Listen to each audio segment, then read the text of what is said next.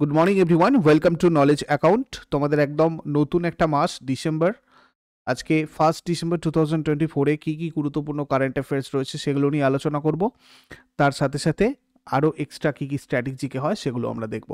তোমরা current affairs সম্পূর্ণ ফ্রিতে প্র্যাকটিস করতে চাইলে আমাদের অ্যাপ ডাউনলোড করে নেবে। অ্যাপের লিঙ্ক ডেসক্রিপশন বক্সে আছে, বা তোমরা এখানে ফ্রি উইকলি টেস্টে গেলে এই কারেন্ট অ্যাফেয়ার্স পুরো তোমাদের মক টেস্ট হিসাবে ওখানে দেওয়া আছে, ওখান থেকে গিয়ে সম্পূর্ণ ফ্রিতে প্র্যাকটিস করতে পারবে।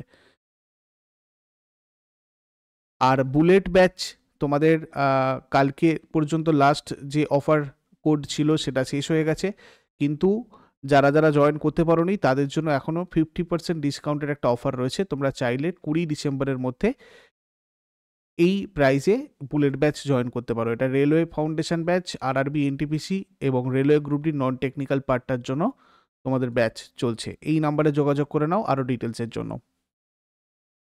দেখো, আজকে প্রথম প্রশ্ন, আইপিএল নিলামের ইতিহাসে কে সবচেয়ে দামি খেলোয়াড় হয়েছেন? Most expensive player in the history কে হয়েছেন? ঋষভ পান্ট সবচেয়ে দামি খেলোয়াড় হয়েছেন। আমরা সৌদি আরবের জেদ্দায় রিসেন্টলি এটা দেখেছি যে ওখানে এই অকশনটা হয়েছে, নিলামটা হয়েছে, যেখানে মোট 182 জন খেলোয়াড় কেনা হয়েছে আর কি। 2025 নিলামে মোট 577 জন খেলোয়াড় অন্তর্ভুক্ত ছিল।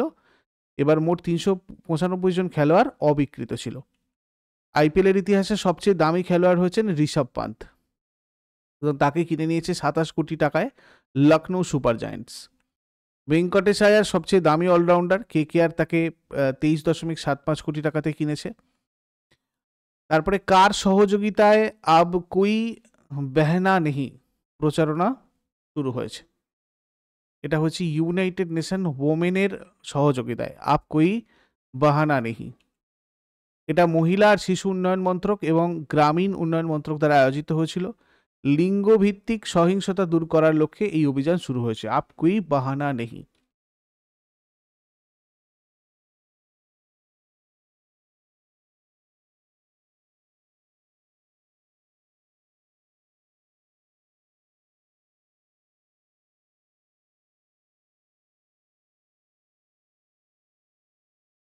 পরের প্রশ্ন চলে আসবো, আইপিএল নিলামের ইতিহাসে বিক্রি হওয়া সর্বকনিষ্ঠ খেলোয়াড়কে? আইপিএল নিলামের ইতিহাসে বিক্রি হওয়া সর্বকনিষ্ঠ খেলোয়াড় হচ্ছেন বৈভব সূর্যবংশী, যিনি বিহারের সমস্তিপুরের বাসিন্দা। ইনি আইপিএল 2025 নিলামে রাজস্থান রয়্যালসের হয়ে খেলবেন। রাজস্থান রয়্যাল 1.10 crore মানে 1.10 কোটি টাকাতে কিনেছে বৈভব সূর্যবংশীকে।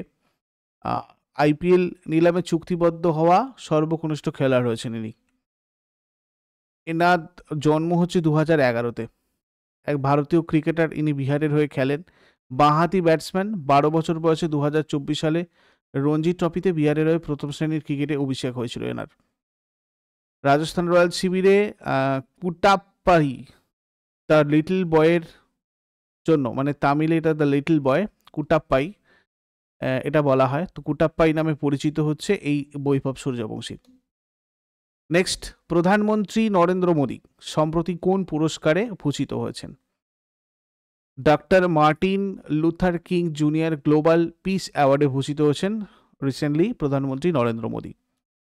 মার্কিন যুক্তরাষ্ট্রের মেরিল্যান্ডে association of Indian American minorities AIAM কর্তৃক প্রধানমন্ত্রী নরেন্দ্র মোদীকে doctor Martin Luther King junior global peace award দেওয়া হয়েছে।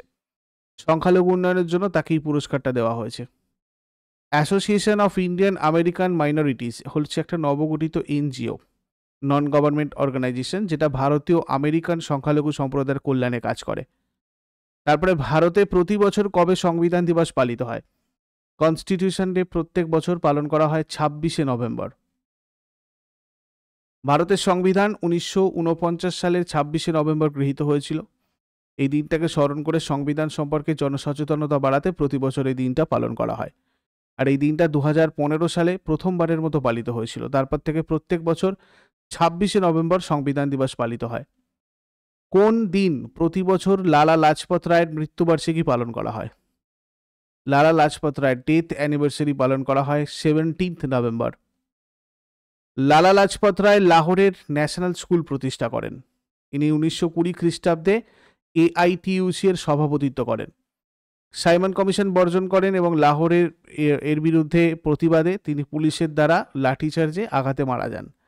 শেরি পাঞ্জাব তাকে বলা হতো, পাঞ্জাবের সিংহ। মহাত্মা হংসরাজের দ্বারা অনুপ্রাণিত হয়েছিলেন। 1920 খ্রিস্টাব্দে কলকাতায় কংগ্রেসের বিশেষ অধিবেশনের সভাপতি হয়েছিলেন। 1922 খ্রিস্টাব্দে অসহযোগ আন্দোলন প্রত্যাহারের বিরোধিতা করেন। মতিলাল নেহেরু এবং সিআর দাসের সাথে স্বরাজ্য পার্টি প্রতিষ্ঠা করেছিলেন। বন্দে মাতারাম, পাঞ্জাব, দ্য পিপল এইসব পত্রিকাগুলোর সম্পাদক ছিলেন লালা লাজপত রায়। তারপর নেটওয়ার্ক রেডিনেস ইন্ডেক্স 2024 ভারতের স্থান কত? নেটওয়ার্ক রেডিনেস ইন্ডেক্স 2024 ভারতের স্থান 49।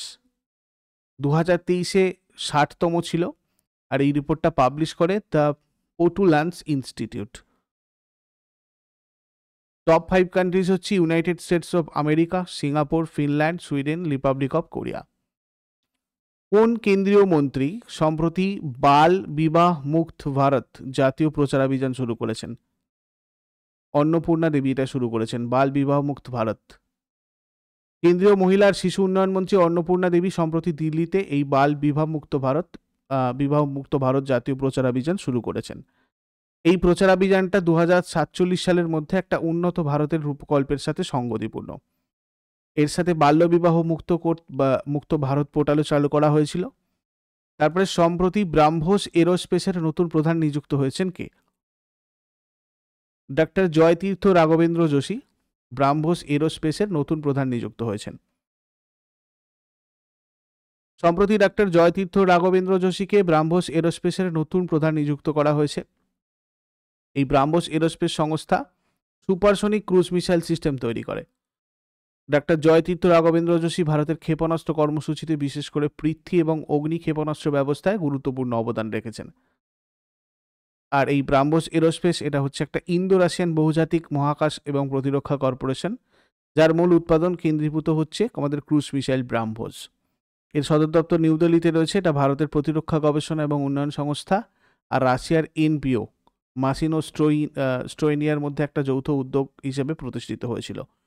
ব্রাহ্মোস মিসাইলটার নামও রাখা হয়েছিল ভারতের ব্রহ্মপুত্র, রাশিয়ার মস্কোভা, এই দুটোর নাম অনুসারে।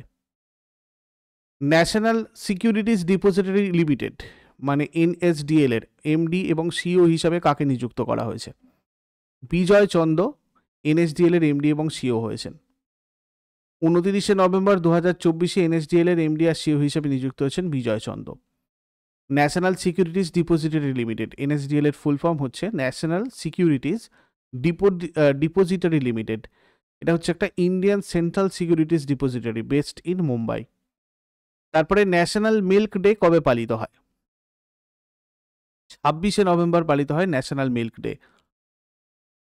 ভারতের শ্বেত বিপ্লবের জনক ডক্টর ভার্গিস কুরিয়েন, তো এনার জন্মবার্ষিকীকে স্মরণ করে প্রতি বছর ন্যাশনাল মিল্ক ডে উদযাপন করা হয়। দেখো, সবুজ বিপ্লব ধান আর গমের উৎপাদন বৃদ্ধির সাথে জড়িত এবং এর জনক হচ্ছেন এম.এস. স্বামীনাথন। লাল বিপ্লব টমেটো এবং মাংসের উৎপাদন বৃদ্ধির সাথে জড়িত, এর জনক হচ্ছে বিশাল তিওয়ারি। নীল বিপ্লব মৎস্য উৎপাদন বৃদ্ধির সাথে জড়িত, জনক অরুণ কৃষ্ণন।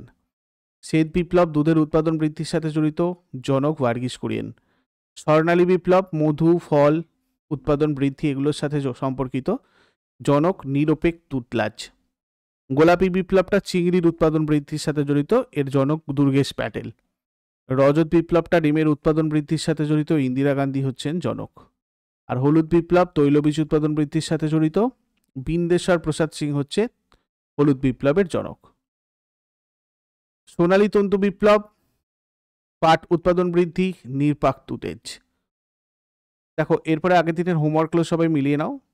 মহাত্মা গান্ধী তার অহিংস অসহযোগ আন্দোলন প্রথম শুরু করেছিলেন দক্ষিণ আফ্রিকায়। আর বিদ্যাসাগরের জন্মভূমি বীরসিংহ গ্রাম কোথায় অবস্থিত? এটা হয়ে যাবে পশ্চিম মেদিনীপুর। আর আজকে তোমাদের প্রশ্ন, কর্দমকুলাই জলবিদ্যুৎ কেন্দ্র কোথায় অবস্থিত? আর ভারতের কোন নদীতে পাখির পায়ের ন্যায় বদ্বীপ দেখতে পাওয়া যায়? এগুলো শেষকালে আমাকে কমেন্টে জানাও। চট করে আগের দিনেরগুলো কুইক রিভাইজ করে নেবো। যারা যারা লাইভে রয়েছে অ্যান্সার করার চেষ্টা করো। 30 নভেম্বর 2024 এর কোয়েশ্চেন্স। তার আগে আরও একবার সবাইকে বলে দিই, তোমাদের বুলেট ব্যাচের গতকাল যে অফারটা ছিল 999 অফার শেষ হয়ে গেছে, কিন্তু তোমাদের অনেকের রিকোয়েস্টে এই প্রাইসটা অর্থাৎ 50% ডিসকাউন্টেড প্রাইস এটা এখনও রয়েছে এবং 28 ডিসেম্বর পর্যন্ত কিন্তু এটা থাকবে। তোমরা যদি এটাতে এখনও অ্যাডমিশন নিতে চাও তোমরা এই নাম্বারে যোগাযোগ করে নিতে পারো। আর যারা যারা গতকাল নিতে পারোনি কোনো অসুবিধার জন্য হোয়াটসঅ্যাপ করে রেখেছিলে বা কল করেছিলে তার সত্ত্বেও নেওয়া যায়নি, তো এই নাম্বারে তোমরা যোগাযোগ করো। তোমরা এই নাম্বারে যোগাযোগ করলেও আগের দিনের ব্যাপারটা তোমাদের সাথে কথা বলে নেওয়া হবে। আর আগের দিনের আমাদের প্রথম প্রশ্ন কি ছিল, ভারতের প্রথম সবুজ হাইড্রোজেন জ্বালানি স্টেশনটা কোথায় উদ্বোধন করা হয়েছে? প্রথম সবুজ হাইড্রোজেন জ্বালানি স্টেশনটা উদ্বোধন করা হয়েছে কোথায়? লেতে, লাদাখের লে। তারপরে মার্কিন যুক্তরাষ্ট্রের নির্বাচিত রাষ্ট্রপতি ডোনাল্ড ট্রাম্প রাশিয়া আর ইউক্রেনের বিশেষ দূত হিসাবে কাকে মনোনীত করেছেন? জেনারেল কেইথ কেলককে মনোনীত করেছেন। ইয়ামান্দু ওরসি কোন দেশের পরবর্তী রাষ্ট্রপতি হিসাবে নির্বাচিত হয়েছেন? উরুগুয়ে। 28শে নভেম্বর ঝাড়খণ্ডের মুখ্যমন্ত্রী হিসাবে কে শপথ গ্রহণ করেছেন? হেমন্ত সোরেন। 2024 সালে দীনেশ ভাটিয়াকে ভারতের পরবর্তী রাষ্ট্রদূত হিসাবে কোন দেশে নিযুক্ত করা হয়েছে? ব্রাজিল। 2024 সালের নভেম্বরে মালদ্বীপে পরবর্তী হাই কমিশনার হিসাবে কে নিযুক্ত হয়েছেন? জি বালসুব্রমণিয়ান। কোন রাজ্যের বিধানসভা আবর্জনা সংগ্রহ কর বাতিলের অনুমোদন দিয়েছে? Andhra Pradesh. 2024 Syed Modi India international badminton championship কোথায় অনুষ্ঠিত হয়েছিল? বাবু বেনারসি দাস ব্যাডমিন্টন একাডেমি, লখনৌ। কোন রাজ্য সরকার কারিগর এবং উদ্যোক্তাদের জন্য ঋণ এবং বাজার সমর্থন বাড়ানোর লক্ষ্যে নিউ কটেজ পলিসি 2024 চালু করেছে? গুজরাট। কোন দেশের নতুন প্রধানমন্ত্রী হিসাবে নিযুক্ত হয়েছেন আবদুলায়ে মাইগা? মালি। জাতীয় অঙ্গদান দিবস কবে পালিত হয়? 27শে নভেম্বর। এগুলো ছিল তোমাদের আগের দিনের প্রশ্ন। ইউজফুল বলে মনে হলে অবশ্যই সবাই লাইক করো, বন্ধুদের সাথে শেয়ার করো। আর যারা নতুন রয়েছেও প্রতিদিন সকাল 6টার সময় ডেলি কারেন্ট অ্যাফেয়ার্সের আপডেটের জন্য নলেজ অ্যাকাউন্টকে সাবস্ক্রাইব করে বেল আইকন প্রেস করে অলে ক্লিক করে নাও। Thank you so much, take care, have a great day.